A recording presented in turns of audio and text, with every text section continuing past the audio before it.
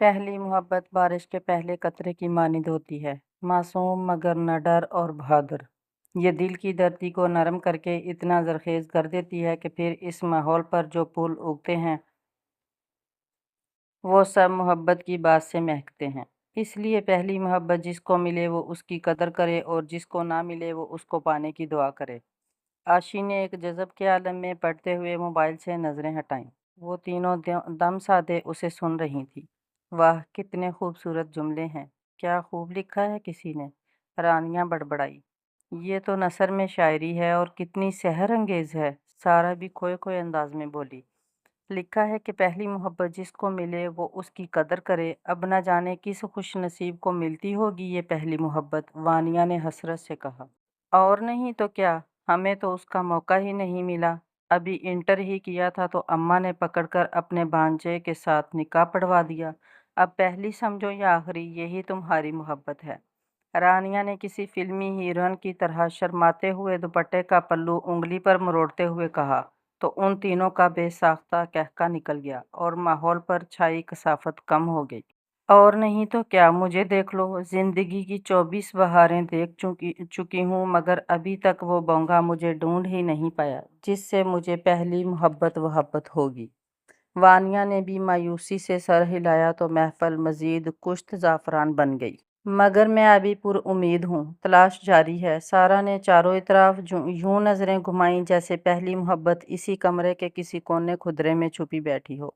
सबकी फिर हंसी छूट गई। अरे आशी, तुम भी तो मुंह से कुछ फूटो। अचानक रानिया का ध्यान आशी की तरफ गया जो बदस्तूर मोबाइल हाथ में थामे ज़ेरे लब मुस्कुरा रही थी। उसके लबों पर बड़ी पुरइसरार सी मुस्कुराहट थी। इस वक्त वो तीनों कहाँ जानती थी कि उन चारों में से एक वही तो थी जो पहली मोहब्बत का जायका चख चुकी थी। मगर अभी उसने ये बात तो खुद से भी छुपाई थी, उनसे कैसे कह देती। इसलिए रानिया के टोकने पर भी सर झटक कर मुस्कुराती ही रही। यूं तो वो तीनों कंबाइन स्टडी के लिए सारा के घर जमा होती थी, मगर कंबाइन स्टडी भी ऑनलाइन हो रही थी और ऑनलाइन की तो यही मुश्किल होती है कि गलती से कहीं और क्लिक हो जाए तो कुछ और ही खुल जाता है।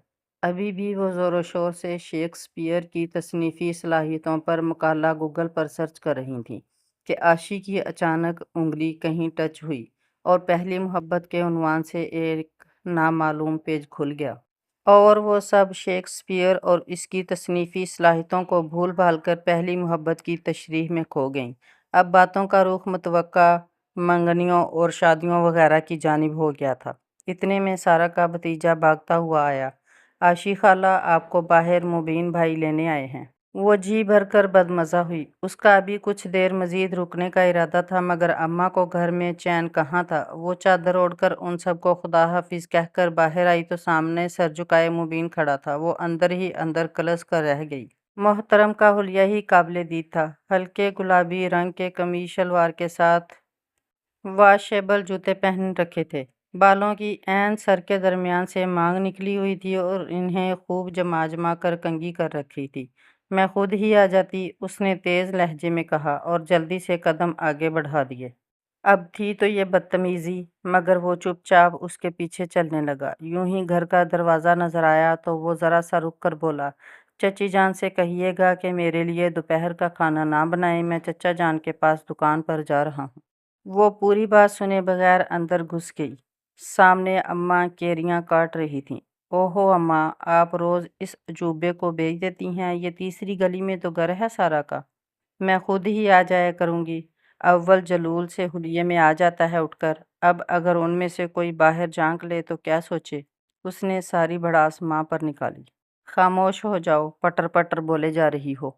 आजकल के हालात हैं अकेले आने जाने के, इतने स्ट्रेट क्राइम हो रहे हैं। और हाँ, बेचारे के हुलिये को क्या हुआ, अच्छा भला साफ सुथरा तो रहता है। हाँ, आजकल के लड़कों की तरह बेहुदा फैशन नहीं करता, साफ सुथरा तो रहता है, मगर रोज़ गुलाबी रंग का जोड़ा पहनना ज़रूरी है क्या? आप उसे कम अज़ कम किसी और रंग के 4 जोड़े ही सिलवा दें। अभी बकर ईद पर तो सिलवा कर दिए थे। बच्चा इतना सीधा है कि एक ही रंग के थान से 4 सूट कटवा लाया। खैर, मर्दों के कपड़ों के रंग कौन देखता है। तो छोड़ ये बातें, मैं मुरब्बा बना रही हूँ, चीनी से चाशनी तैयार करके दो। हैं? چینی کی چاشنی مجھ سے کہاں ٹھیک بنے گی، وہ بیزاری سے بولی۔ میں سکھاتی ہوں، تو چل کچن میں۔ خانہ داری کے ڈھنگ بھی سیکھنے ضروری ہیں۔ اماں آج کوئی رعایت دینے کے موڈ میں نہیں تھی۔ اگلی شام وہ پھر سارا کے گھر جانے کے لیے تیار ہو رہی تھی جب اماں نے منع کر دیا، آج رہنے دو۔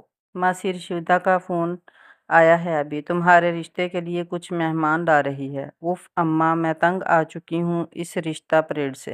اس میں تنگ آنے والی کیا بات ہے، لڑکیوں کے رشتے آتے جاتے رہتے ہیں۔ چلو شاباش، ڈرائنگ روم صاف کر کے تیار ہو جاؤ۔ بادل ناخواستہ اس نے صفائی کی، تیار ہونے کے لیے کمرے میں آئی۔ الماری کھولی تو فقط 2 جوڑے استری شدہ لٹک رہے تھے۔ ایک تو کالا تھا جس کی قمیض بہت چھوٹی تھی، وہ تو اماں پہننے نہ دیتی۔ اس نے دوسرا والا نکالا اور غسل خانے میں گھس گئی۔ تیار ہو کر کچن میں برتن وغیرہ سیٹ کر رہی تھی تو مبین بیکری سے سامان لیے چلا آیا۔ سامان لیتے ہوئے اس نے سرسری سا دیکھا، وہ گلابی جوڑا ہی پہنے ہوئے تھا۔ پھر اس نے خود کو دیکھا، اتفاق سے اس نے بھی کڑھائی والا گہرا گلابی کرتا ہی زیب تن کر رکھا تھا۔ اس میچنگ پر وہ دل ہی دل میں فقط مسکرا کر رہ گئی۔ مقررہ وقت سے کچھ پہلے ہی مہمان تشریف لے آئے، فقط 2 میاں بیوی ہی تھے۔ ماسی رشیدہ نے بتا رکھا تھا کہ خاتون کسی اسکول میں ہیڈ مسٹریس کے عہدے پر فائز ہیں۔ اس وقت بھی وہ تیکھی نظروں سے اطراف کا جائزہ لیتے ہوئے اچھی خاصی تیز و ترار دکھ رہی تھی، جبکہ شوہر بیچارے جھیمپے جھیمپے سے ان کے پہلو میں دبے بیٹھے تھے۔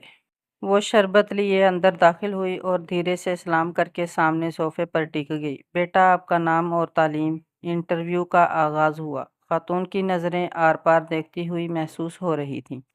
جی، عرشیہ سلیم، میں ایم اے انگلش کر رہی ہوں، اس نے بھی بلا جھجک اعتماد سے جواب دیا۔ آخر اتنی تو پریکٹس ہو ہی چکی تھی۔ کیا شادی کے بعد جاب کا ارادہ ہے؟ خاتون کی آنکھیں چمکیں۔ ہرگز نہیں آنٹی، اس نے ان کے ارمانوں پر پانی پھیرا۔ مجھے گھر میں رہنا ہی پسند ہے۔ مگر کیوں؟ آج کل کے حالات میں شوہر ایک نوکری سے کیا بنتا ہے؟ وہ اپنی بات پر زور دے کر بولی۔ ہاں تو وہ 2 نوکریاں کر لے، پھر عورت کی تعلیم کا فائدہ؟ خاتون اپنی بات پر بضد تھی۔ تعلیم بچوں کی تربیت میں کام آ جائے گی، وہ بھی ہار ماننے پر تیار نہیں تھی۔ اماں منہ کھولے دونوں کی باتوں بلکہ ایک طرح کی بحث سن رہی تھیں۔ ایسے موقع پر وہ ان کی طرف دیکھنے سے احتراز ہی کرتی تھی۔ آخر عورت کے نوکری کرنے میں کیا حرج ہے؟ خاتون زچ ہو چکی تھیں۔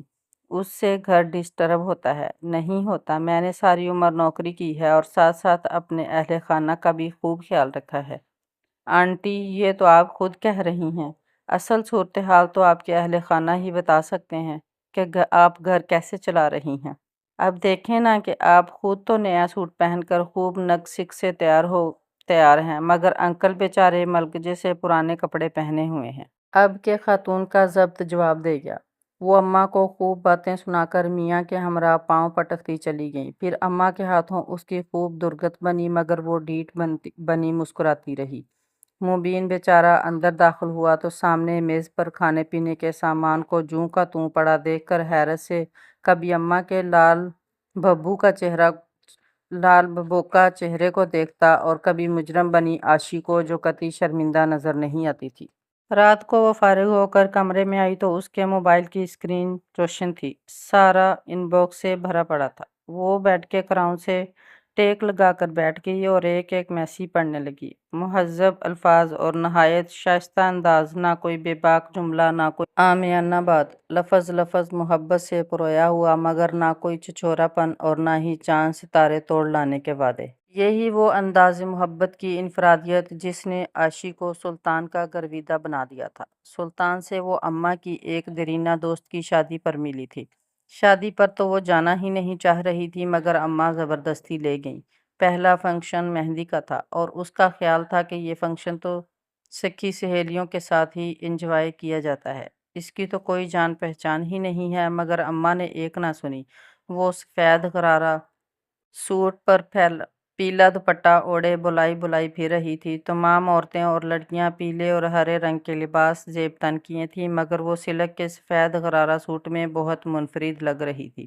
ایک قطار میں مہندی کے تھال سجے تھے۔ وہ پاس سے گزر رہی تھی جب پیچھے سے کسی نے پکارا، سنیے محترمہ۔ اس نے پلٹ کر دیکھا آف وائٹ کرتا شلوار میں ایک خوب روح سا لڑکا کھڑا تھا۔ اس نے ہراساں ہو کر ادھر ادھر دیکھا۔ اماں بھی نہ جانے کہاں مصروف تھیں۔ محترمہ، آپ کے دوپٹے نے آگ پکڑ لی ہے۔ اس نے پلو اس کی آنکھوں کے سامنے لہرایا جو ننھے سے شعلوں کی زد میں تھا۔ زمین پر پڑے کسی تھال میں جلتی موم بتی نے دوپٹے کے کونے کو پکڑ لیا تھا۔ اس لڑکے نے نہایت احتیاط سے پلو کو چٹکی سے پکڑا اور پھر دوسرے ہاتھ سے مسل دیا۔ آگ بجھ گئی۔ اس نے وحشت زدہ سی ہو کر پلو اس کے ہاتھ سے چھڑایا اور دور بھاگ گئی۔ پھر سارے فنکشن میں دو کالی گھور آنکھیں اس کا سکھ چین برباد کرتی رہیں۔ گھر آ کر بھی اس کا دل عجیب سا شور کرتا رہا۔ پھر اماں حیران رہ گئیں جب وہ ولیمے پر بلا چونچرا جانے کے لیے مان گئی۔ ذرا سادگی سے تیار ہونا، اماں نے نصیحت کی۔ اس نے آسمانی کلر کی میکسی کے ساتھ برائے نام میک اپ کیا۔ کانوں میں سلور آویزے اس کے چہرے کی آرائش کو چار چاند لگا رہے تھے۔ وہ ایک کونے میں کھڑی کولڈ ڈرنک کے چھوٹے چھوٹے سپ لے رہی تھی جب اسے وہی نظر آیا۔ بلیک ٹو پیس میں آج وہ پہلے دن سے بھی زیادہ شاندار اور سوبرو دکھ رہا تھا۔ اس نے موبائل سامنے صوفے پر بیٹھی ایک آنٹی کو تھمایا۔ اسی وقت اس کی نظریں اس سے ملیں۔ اس نے جھٹ نظریں جھکا لیں۔ وہ اس کی ادا پر دھیرے سے مسکرایا اور پھر پلٹ گیا۔ جب دلہا دلہن کو سلامی کے لیے اسٹیج پر بٹھایا گیا تو ادھر بہت رش بڑھ گیا۔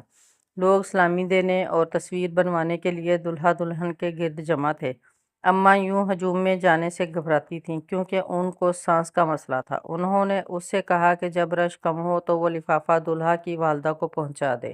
جب بھیڑ کچھ کم ہوئی تو وہ جھجکتے ہوئے آگے بڑھی۔ عین اسی وقت وہ لڑکا بھی اپنی والدہ کو لفافہ پکڑا رہا تھا۔ اس نے جلدی سے لفافہ دلہا کی والدہ کو تھمایا اور پھر ادھر ادھر دیکھے بنا تیزی سے نیچے اتر آئی۔ پھر سارا وقت اسے یوں لگا جیسے دو آنکھیں اس کا تعاقب کر رہی ہوں۔ گھر آ کر بھی وہ کئی دن تک کھوئی کھوئی رہی۔ کبھی خود کو ڈانٹتی ڈپٹتی اور کبھی چپکے مسکراتی، نہ جانے وہ کون تھا۔ اب وہ دوبارہ کبھی ملے گا بھی یا نہیں۔ شاید زندگی کے کسی موڑ پہ سامنا ہو تو وہ پہچانے بھی نہ۔ بھلا 2 سیکنڈ کی ایک آدھ ملاقات کو کون یاد رکھتا ہے؟ لڑکیاں تو پاگل ہوتی ہیں، ذرا سی ستائشی نظر پر خوابوں کے بڑے بڑے محل بنا لیتی ہیں۔ وہ بھی تو ایک عام سی لڑکی تھی، خوابوں خیالوں میں رہنے والی، مگر خواب بھی کبھی کبھی حقیقت بن کر مہرباں ہو ہی جاتے ہیں۔ اس دن وہ دوپہر کو گھر پر اکیلی تھی۔ اماں شاید پڑوس میں گئی تھیں۔ گیٹ پر بیل ہوئی۔ اس نے جھانکا تو باہر کوئی کورئیر والا کھڑا تھا۔ اس نے ہیلمٹ پہنا ہوا تھا۔ وہ ایک لفافہ اس کی جانب بڑھا کر تیزی سے موٹر سائیکل اڑاتا ہوا نکل گیا۔ ایڈریس تو اس کے گھر کا ہی لکھا تھا۔ وہ لفافے کو الٹ پلٹ کر دیکھ ہی رہی تھی جب عین اسی وقت مبین اندر داخل ہوا۔ چچا جان کے لیے ٹفن پیک کر دیں۔ وہ اس کے ہاتھ میں تھامے لفافے کو عجیب سی نظروں سے دیکھ رہا تھا۔ شاید یونیورسٹی والوں نے رول نمبر سلپ بھیجی ہے، اس نے خواہ وضاحت کی اور پھر لفافہ تھامے اندر بڑھ گئی۔ اس نے مبین کو ٹفن پیک کر کے تھمایا، پھر اپنے کمرے میں جا کر لفافہ کھولا۔ اندر چھوٹا سا خط تھا جس نے اس کی دنیا اتھل پتھل کر دی۔ لکھا تھا، میرا نام سلطان ہے مگر میں آپ کا نام نہیں جانتا۔ بس اتنا کہوں گا کہ آپ جو کوئی بھی ہیں، آپ کو اس دن شادی میں دیکھا تو دل ہار بیٹھا تھا۔ یقین مانیں پہلی بار ہارا ہوں اور اب اپنے دل کی ہی نہیں اپنے گھر کی مکین بھی بنانا چاہتا ہوں۔ ہوٹل میں لفافے پر آپ کا ایڈریس نوٹ کر لیا تھا۔ ہے تو یہ غیر اخلاقی حرکت مگر معذرت خواہ ہوں، اس کے علاوہ کوئی راستہ نہیں تھا۔ پہلے بھی 2 بار آیا تھا۔ آنٹی نے دروازہ کھولا تو ایڈریس غلط ہے کا بہانہ بنا کر پلٹ گیا۔ خوش نصیبی سے آج آپ سامنے آئیں۔ موبائل نمبر لکھ دیا ہے، میں 3 دن تک انتظار کروں گا۔ اگر آپ کی جانب سے خاموشی رہی تو میں بھی اپنے دل کو سمجھا لوں گا کہ شاید پہلی محبت میرے نصیب میں نہیں ہے۔ اللہ حافظ۔ 3 دن میں یہ خط اس نے کوئی 300 بار پڑھا مگر پھاڑ کر پھینکنے کی جرات نہ کر سکی۔ آخر شام میں اس نے کال ملا ہی لی۔ پہلی بیل پر ہی فون اٹھا لیا۔ سلطان سے بات کر کے اس کے تمام خوف اڑن چھو ہو گئے۔ وہ بہت سچا اور کھرا انسان تھا۔ اس نے 2 ٹوک الفاظ میں بتایا کہ وہ افیئر چلانے کے چکروں میں بالکل نہیں ہے، وہ سیدھا سیدھا اپنے گھر والوں کو رشتے کے لیے بھیجے گا۔ وہ ابھی تک ایسا کر بھی گزرتا مگر پہلے عاشق کی رائے لینی بھی ضروری تھی۔ وہ محبت میں بھی دوسرے فریق کی رضامندی کے احترام کا قائل تھا، اور اگر وہ رابطہ نہ کرتی تو بھی مشکل سے ہی صحیح مگر دل میں محبت کو ہمیشہ ہمیشہ کے لیے دفن کر دیتا۔ پھر عاشی نے حیران ہو کر پوچھا کہ آخر اسے پہلی نظر میں اسے کیا اتنا اچھا لگا کہ اس نے ہمراہی کا فیصلہ کیا؟ سادگی اور معصومیت۔ اس کا جواب دو ٹوک تھا۔ پھر اس نے بھی اس سے پوچھا کہ اسے بھی اس کی کس بات نے متاثر کیا جو اس نے تعلق جوڑنا چاہا۔ عاشی کا جواب بھی واضح اور دو ٹوک تھا۔ سلطان، تمہارے لفظوں کی تصنع سے پاک سچائی نے زمین و آسمان کے کلابے ملاتے وعدے وعید کے بغیر محبت کے اظہار نے میری رائے کو عزت دینے اور بس اتنا کافی ہے عاشو، وہ گمبھیر لہجے میں بولا۔ سلطان کا تعلق بھی اس کی طرح ایک مڈل کلاس فیملی سے تھا۔ اس کے باپ کا چھوٹا سا موٹر سائیکلوں کا شو روم تھا۔ یوں تو اس نے انجینئرنگ پڑھی تھی، مگر ملک میں جو نوکریوں کا حال تھا تو اسے بھی مستقبل میں غالباً ابا کی دکان ہی سنبھالنی تھی۔ گھر میں ماں باپ کے علاوہ اس کی دو چھوٹی بہنیں تھیں، جن میں سے ایک کی نسبت طے تھی، یہ دوسری کا مسئلہ کچھ اٹکا ہوا تھا۔ اس بیچاری کی تعلیم کم تھی اور شکل و صورت بھی واجبی سی تھی، بس اسی کے لیے بھاگ دوڑ کی جا رہی تھی۔ اس کے بعد راستہ صاف تھا۔ اس کی اماں نے اسے مکمل اختیار دے رکھا تھا کہ وہ اپنی پسند سے اپنے جیون ساتھی کا انتخاب کر سکتا ہے، مگر فی الحال وہ دونوں بیٹیوں کو ٹھکانے لگانا چاہ رہی تھی۔ وہ ہوتا ہے نا ماں کو عدم تحفظ کے اکلوتے بیٹے کو پہلے نہیں بیاہنا کہ کہیں ہاتھوں سے نہ نکل جائے۔ وہ سلطان کی محبت میں سرشار اور آسودہ سی رہتی۔ وہ بالکل بھی ڈیمانڈنگ نہیں تھا، نہ کبھی ملاقات کی خواہش، نہ بار بار رابطے پر اصرار، اور نہ ہی کوئی تصویر وغیرہ سینڈ کرنے کی فرمائش۔ اس نے خود ہی ایک آدھ بار کہا تھا، سلطان اپنی کوئی تازہ ترین پک تو بھیجو، تو وہ ہنس دیا۔ شکل دیکھ کر کیا کرو گی عاشو؟ دل سے دل کی راہ ملی ہوئی ہو تو صورتوں کو تکنے میں کیا رکھا ہے؟ وہی ناک ہے، وہی آنکھیں ہیں، کان ہیں وہی۔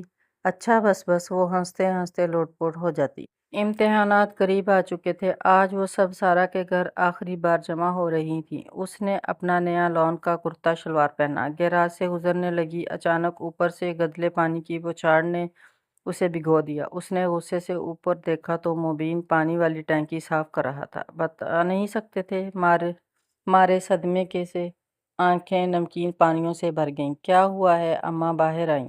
یہ دیکھیں میرے کپڑوں کا حشر! آخر اسے کب عقل آئے گی؟ وہ روحان سی ہو رہی تھی۔ تمیز سے بات کرو، میں نے ہی اسے کہا تھا کہ ٹینکی صاف کر دے، مگر اب میں سارا کے گھر کیسے جاؤں؟ وہ کھا جانے والی نظروں سے اوپر بھیگی بلی بنے مبین کو دیکھ رہی تھی۔ صرف دوپٹہ ہی تو بھیگا ہے، لاؤ میں دھو کر ڈرائی کر دیتی ہوں۔ اماں نے اس کو ٹھنڈا کرنا چاہا تو وہ پاؤں پٹکتی اندر چلی گئی۔ کب امتحانات آئے اور کب گزر بھی گئے پتہ بھی نہیں چلا۔ اب وہ فارغ تھیں۔ اماں نے اس کے لیے رشتہ مہم بھی تیز کر دی تھی۔ سلطان سے اس کا بدستور رابطہ تھا۔ اس کی دوسری بہن کا رشتہ طے ہو چکا تھا۔ عنقریب دونوں کی شادیاں تھیں، پھر ان کی منزل بھی قریب تھی۔ اس دن وہ اپنا لیپ ٹاپ کھولے بیٹھی تھی جب اماں کچھ کاغذ ہاتھ میں تھامے چلی آئیں۔ عاشی، یہ داخلہ فارم تو فل کر دو اور ساتھ ہی اپنی BSc کی بکس بھی ڈھونڈ دو۔ وہ کیوں اماں؟ وہ اپنا مبین پڑھائی شروع کر رہا ہے۔ تمہارے ابا کا خیال ہے کہ اسے اپنی تعلیم بھی مکمل کرنی چاہیے۔ اچھا؟ اس نے فارم پر سرسری سی نظر ڈالی۔ میٹرک اور FA میں نمبر تو اچھے لے رکھے ہیں اس نے۔ وہ کچھ حیران ہوئی۔ ہاں، بچہ تو لائق تھا، بس ماں مر گئی تو باپ دوسری بیوی بچوں میں پڑھ کر غافل ہو گیا۔ وہ تو اس کا چچا ایک ہوٹل میں ڈیلیوری بوائے بھرتی کروانے گیا تھا۔ تمہارے ابا بھی مل گئے وہاں اتفاق سے۔ انہوں نے کہا خاندان کا بچہ ہے، میرے پاس چھوڑ دو، دکان کا حساب کتاب دیکھ لے گا۔ اب دیکھو، دکان کے ساتھ ساتھ گھر کے بھی کتنے کام دیکھ لیتا ہے۔ اماں کے لہجے میں ستائش تھی۔ وہ لاپرواہی سے فارم فل کرنے لگی۔ پھر ایک شام سلطان کا میسج آیا کہ اس کی ماں نے اس سے شادی کی بات کی تو اس نے اس کے بارے میں سب کچھ بتا دیا ہے اور انہیں کوئی اعتراض بھی نہیں ہے، اور اب وہ چند دن تک رشتہ لانے والی ہیں۔ وہ خوشیوں کے ہنڈولے میں جھولنے لگی۔ پھر چند دن تو کیا، ایک ایک کر کے کئی دن گزر گئے، کوئی نہ آیا۔ وہ روز انتظار کرتی، روز مایوس ہوتی۔ سلطان کا موبائل بھی مستقل بند جا رہا تھا۔ آپ کے مطلوبہ نمبر سے رابطہ ممکن نہیں ہے کے الفاظ اس کے کانوں میں سیسا گھولتے۔ ایک خوفناک انکشاف اس کے سامنے تھا اور وہ نظریں چرا رہی تھی۔ کیا وہ بھی محبت کے نام پر دھوکہ کھا چکی ہے؟ یہ فریب اس کے نصیب میں لکھا تھا۔ ایڈریس اس کے پاس موجود تھا۔ دل چاہتا تھا کہ گھر جا کر اس کا گریبان پکڑے، مگر کس حیثیت سے، کس رشتے سے؟ جگ ہنسائی کے سوا کیا ملتا؟ سچ کہا ہے کہ محبت کی حیثیت رشتے سے ہوتی ہے۔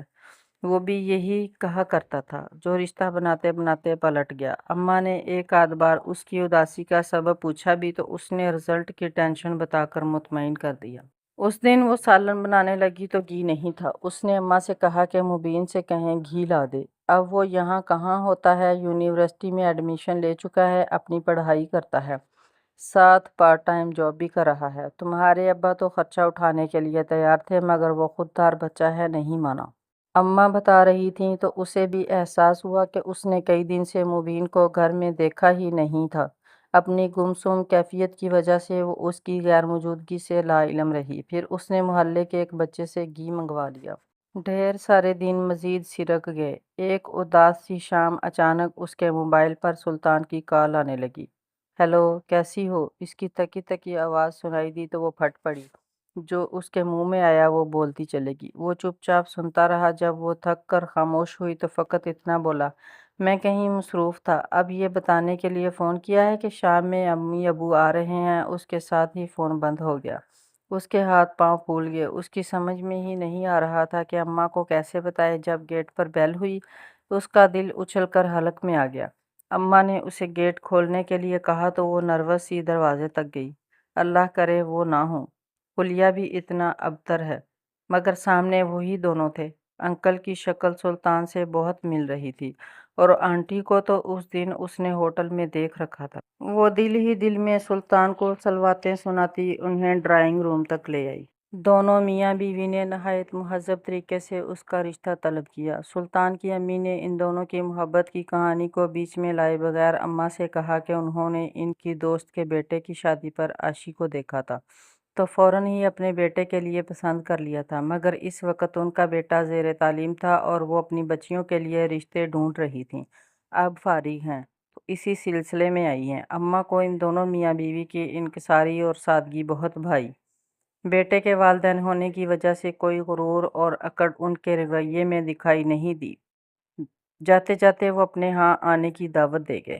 اس کا تو مانو خوشی سے برا حال تھا، مگر سلطان نہ جانے کیوں فون بند کر کے بیٹھا تھا۔ شاید اس دن اس کی بکواس اس کا برا مان گیا تھا۔ کوئی بات نہیں، وہ بعد میں اسے منا لے گی۔ اماں ابا نے جمعہ کے روز ان کے ہاں جانے کا پروگرام طے کیا۔ اگلے دن ابا کو کسی ضروری کام سے بینک جانا تھا۔ مبین انہیں لینے آیا تو وہ اسے دیکھ کر حیران رہ گئی۔ وہ تو سرتاپا بدل چکا تھا۔ جدید تراش خراش کا کرتا شلوار، نیا ہیئر کٹ، تعلیم نے اس کے چہرے کو ایک اعتماد سا بخش دیا تھا۔ ویسے تو اس نے اسے کبھی درخور اعتنا نہیں جانا تھا، مگر آج چونکہ وہ اس سے متاثر بھی ہوئی تھی اور اس کا موڈ بھی اچھا تھا، اس لیے چہک کر بولی، واہ مبین، تم تو بالکل بدل گئے۔ شکر ہے اب تو گلابی جوڑا بھی نہیں پہنا ہوا۔ وہ بھی بغیر شرمائے ہنستے ہوئے اعتماد سے بولا، گلابی جوڑے تو سارے آنٹی نے کام والی کے شوہر کو دے دیے تھے۔ اماں ابا گئے تو خوش تھے، مگر واپسی پر بہت خاموش سے لگے۔ خاص طور پر اماں بہت بجھی تھیں۔ انہوں نے تو کوئی تبصرہ ہی نہیں کیا۔ اب وہ خود سے پوچھتی، کیا اچھی لگتی؟ پھر اس نے سوچا کہ شاید اماں ابا کسی بہت زیادہ خوشحال خاندان کی توقع کر رہے تھے، جبکہ سلطان والے تو ان کی طرح مڈل کلاس تھے۔ رات کو وہ چائے دینے گئی تو اماں ابا آہستہ آہستہ باتیں کر رہے تھے، لوگ تو بہت اچھے ہیں، نہایت شریف اور سلجھے ہوئے، لڑکا بھی اچھا ہے، برسر روزگار بھی ہے۔ مگر ابا کی آواز سنائی دی، ہاں عاشق کے ابا، بات تو پھر وہی ہے، ہماری چاند ستاروں سی بیٹی ہے، اب کوئی جوڑ بھی تو ہو، لوگ کیا کہیں گے ہیں۔ ان پر حیرتوں کا پہاڑ ٹوٹ پڑا۔ کیا ان لوگوں کو سلطان پسند نہیں آیا تھا؟ کہیں غلطی سے کسی اور کو تو نہیں دیکھ لیا؟ پھر اسے یہ یاد کر کے ہنسی آ گئی کہ اماں ہر وقت یہی کہتی رہتی تھیں کہ وہ اپنی پیاری بیٹی کو شہزادوں جیسے لڑکے سے بیاہیں گی۔ اب شاید سلطان ان کی پسند کے معیار پر پورا نہیں اترا تھا، حالانکہ وہ اچھا خاصا ہینڈسم تھا، یا شاید اسے ہی محبت میں اتنا خوبرو دکھتا تھا۔ وہ اس گم میں تھی جب شام میں سلطان کی کال آئی۔ سلطان، پتہ نہیں اماں ابا اتنے خاموش کیوں ہیں؟ اس نے اپنا خدشہ ظاہر کیا۔ مجھے اندازہ تھا۔ وہ اداسی سے ہنسا، پھر اچانک بولا، عاشی، کل کہیں ملیں؟ اس نے ایسی فرمائش پہلے کبھی نہیں کی تھی۔ وہ تو ایسی ملاقاتوں کو اچھا ہی نہیں سمجھتا تھا۔ وہ بھی چاہنے کے باوجود انکار نہ کر پائی۔ وہ مقررہ وقت پر ریسٹورینٹ پہنچی۔ وہ اس سے پہلے موجود تھا۔ ٹیبل کا رخ دوسری جانب تھا۔ اسے اس کی پشت نظر آ رہی تھی۔ وہ سہج سہج کر قدم اٹھاتی گھوم کر سامنے آئی۔ سلطان! اس نے ترنت اپنے منہ پر ہاتھ رکھ کر اپنی بے ساختہ چیخ کا گلا گھونٹا۔ سامنے سلطان تو نہیں، کوئی اور شخص بیٹھا تھا۔ اس کے چہرے کا ایک حصہ نہ جانے جلا ہوا تھا یا مسخ ہو چکا تھا۔ اسے کچھ سمجھ میں نہیں آ رہا تھا، صرف آنکھیں وہی تھیں، کالی، گھور کالی، اس کے اپنے نصیبوں کی طرح کالی۔ یہ کیا ہوا سلطان؟ وہ اس کے سامنے کرسی پر ڈھہ سی گئی۔ 2 مہینے پہلے ایکسیڈنٹ ہوا تھا۔ زیادہ چوٹیں تو نہیں آئیں، مگر موٹر سائیکل کی ٹینکی میں پٹرول فل بھرا تھا تو اس میں آگ بھڑک اٹھی تھی۔ چہرہ زیادہ متاثر ہوا۔ وہ بتا رہا تھا مگر وہ صدمے سے گمسم سا سنے گئی۔ اسے دیکھنے کی تو تاب ہی نہیں رہی تھی۔ دونوں کے درمیان خاموشی کی چادر تنی رہی۔ لفظ گونگے ہو چکے تھے۔ کافی دیر بعد وہ ہمت کر کے جانے کے لیے اٹھی۔ وہ باوجود کوشش کے بھی ایک حرف اس کو تسلی یا امید کا نہ کہہ سکی۔ جب وہ جا رہی تھی تو سلطان ہمت کر کے صرف اتنا کہہ سکا: عاشی، خود کو کسی بھی فیصلے کے لیے مجبور نہ کرنا۔ اس کے الفاظ عاشی کے علاوہ کچھ فاصلے پر موجود کسی اور نے بھی سنے تھے۔ پھر اماں ابا کے ساتھ وہ بھی خاموش اور گپ چپ سی ہو گئی۔ ایک شام اداسی سے اپنے ناخن کتر رہی تھی جب اماں اس کے پاس آ بیٹھی۔ عاشی بیٹا، مبین کے چچا نے بھی تمہارے لیے اس کا رشتہ ڈالا ہے۔ اس نے زخمی نظروں سے ماں کو دیکھا۔ وہ مبین کے بارے میں اس کے خیالات سے آگاہ تھی۔ بیٹا، اب وہ پہلے والا مبین نہیں رہا۔ بہت بدل گیا ہے۔ پھر گھر کا دیکھا بھالا لڑکا ہے۔ تمہارے ابو بھی رضامند ہیں۔ وہ نہ جانے کیا کیا کہہ رہی تھیں۔ اس کے دل و دماغ میں تو عجیب سی جنگ ہو رہی تھی۔ قدرت نے یہ اس کے ساتھ کیسا مذاق کیا تھا؟ یہ کیسی آزمائش تھی؟ محبت کرنے والے دعوے تو بہت کرتے ہیں کہ ہم تو ایک دوسرے کی روح سے پیار کرتے ہیں، شکلوں صورتوں میں کیا رکھا ہے، مگر جب وقت آتا ہے تو پتہ چلتا ہے کہ کون کتنے پانی میں ہے۔ وہ اسی ادھیڑ بن میں تھی جب ویکنڈ گزار نے مبین چلایا۔ اس نے اس پر ذرا گہری نظر ڈالی۔ وہ واقعی بہت زیادہ بدل چکا تھا۔ گھر میں اب دبی دبی زبان میں اس کے اور مبین کے رشتے کی بات چل رہی تھی۔ اس نے نہ تو واضح اقرار کیا تھا نہ انکار، شش پنج میں تھی۔ صبح اماں کا بی پی لو ہو گیا تو انہوں نے اسے کہا کہ وہ مبین کو ناشتہ بنا دے۔ اس نے ناشتہ بنا کر آواز دی مگر وہ شاید مصروف تھا۔ کافی دیر بعد وہ خود ہی ٹرے میں ناشتہ لیے دروازے تک آئی۔ ابھی اندر جانے ہی لگی تھی جب وہ فون پر غالباً اپنے چچا سے باتیں کرتا سنائی دیا۔ اپنا نام سن کر ٹھٹک گئی۔ چچا جان، میں کب کہہ رہا ہوں کہ عاشی اچھی لڑکی نہیں ہے؟ وہ تو بہت اچھی لڑکی ہے، مگر چچا جان وہ تو کسی اور کو پسند کرتی ہے۔ میرا تو خیال تھا کہ وہ خود ہی آگے بڑھ کر انکار کر دے گی، مگر اس نے ایسا نہیں کیا۔ چچا جان، ساتھی تو ہر حال میں ساتھ نبھانے والا ہوتا ہے، راستہ بدلنے والے لوگ مجھے پسند نہیں۔ اس کی باتیں سن کر اس کا دماغ بھگ سے اڑ گیا۔ وہ اس کی خاموشی کو نہ جانے کیا سمجھا تھا۔ شاید وہ اس کی اور سلطان کی کہانی کو جانتا تھا۔ اس دن ہوٹل میں بھی وہی موجود تھا۔ اس نے نکلتے وقت اس کی جھلک دیکھ لی تھی۔ وہ ٹرے اٹھائے سیدھی اس کے سامنے جا پہنچی۔ تمہیں کس نے کہا کہ میں راستہ بدلنے جا رہی ہوں؟ اس نے کڑے تیوروں سے اسے گھورا۔ وہ بھی اس کی آنکھوں میں آنکھیں ڈال کر بے خوفی سے دیکھتا رہا۔ اس کا مزید پارا چڑھ گیا۔ ایک آدھ بار تم سے ہنس کر جو بات کر لی تو تم سمجھے کہ میں تم پر فریفتہ ہو چکی ہوں۔ میرا راستہ آج بھی وہی ہے جو پہلے تھا۔ وہ کھڑاک سے دروازہ بند کر کے باہر نکل گئی۔ اماں، مجھے سلطان سے ہی شادی کرنی ہے، اگلے دن اس نے ٹھوس لہجے میں کہا۔ بیٹا، تم نے اسے دیکھا ہوا نہیں ہے اس لیے کہہ رہی ہو۔ اماں، میں نے اسے دیکھا ہوا ہے، پہلے بھی اور اب بھی۔ کچھ بھی چھپانا بیکار تھا۔ اس نے الف سے لے کر یہ تک تمام کہانی سنا دی۔ جب خاموش ہوئی تو اماں اس کے دونوں ہاتھ تھام کر دھیرے سے بولی: عاشی جانو، بے شک سلطان اپنی ذات میں ایک ہیرا ہے، مگر ہم بھی انسان ہیں اور اسی دنیا اور معاشرے میں رہتے ہیں، جذباتی فیصلہ نہ کرو۔ تم تھک جاؤ گی میری بچی۔ ٹھیک کہا اماں آپ نے کہ ہم بھی انسان ہیں، مگر خلوص، وفا جیسے الفاظ بھی ہم دونوں کے لیے بنے ہیں۔ آپ فکر نہ کریں، میں راستہ بدلنے والوں میں سے ہوں اور نہ پلٹ کر دیکھنے والوں سے۔ ساحل سمندر پر گلابی سی شام اتر رہی تھی۔ ٹھنڈی ہوا کے جھونکے فضا کو خوشگوار بنا رہے۔ ابھی کل ہی تو ویکنڈ تھا، اس لیے آج رش برائے نام تھا۔ وہ دونوں ایک چٹان کی آڑ میں پاس پاس بیٹھے تھے۔ کچھ فاصلے پر ان کے دونوں بچے ریت سے کھیل رہے تھے۔ عاشی کی زلفیں اڑ اڑ کر سلطان کے کندھے کو چھو رہی تھیں۔ ہائے اللہ!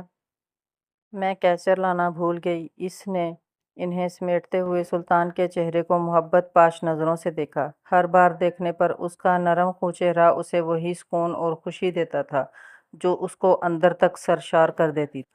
اب تو کئی آپریشنز کے بعد وہ چہرہ پہلے سے کافی بہتر ہو گیا تھا، مگر بالکل پہلے والا تو نہیں ہو سکتا تھا۔ اس سے کوئی ملال بھی نہیں تھا، وہ بہت خوش تھی۔ دنیا والے ان کو دیکھ کر عجیب سے کمنٹ پاس کرتے، دکھی کر دینے والے اور اذیت ناک، مگر اسے کوئی پرواہ نہیں تھی، اور نہ اس نے کبھی سلطان کو کرنے دی تھی۔ اماں نے ٹھیک کہا تھا، سلطان واقعی ہیرا تھا، کردار کا ہیرا۔ اماں نے بھی بھانپ لیا تھا اور پھر اس فیصلے کی زیادہ مخالفت نہیں کی تھی۔ آج وہ اپنی جنت میں خوش تھی۔ چلیں، سلطان نے محبت سے کہا۔ وہ اس کے بازو کا سہارا لے کر اٹھی۔ سلطان نے دونوں بچوں کو پکارا اور وہ سب اپنی گاڑی کی سمت چل دیے۔ جب وہ نکل رہے تھے تو مبین بھی ایک ماڈرن سی لڑکی کا ہاتھ تھامے اندر آ رہا تھا۔ اس خوشباش فیملی کو دیکھ کر اس نے جوش و خروش سے ہاتھ لہرایا۔ جواباً انہوں نے بھی ہاتھ لہرائے۔ سب کو اپنے اپنے نصیب کا مل چکا تھا اور ہر کوئی اس سے خوش تھا۔ وفات اور خلوص کبھی رائیگاں نہیں جاتے، یہ وقت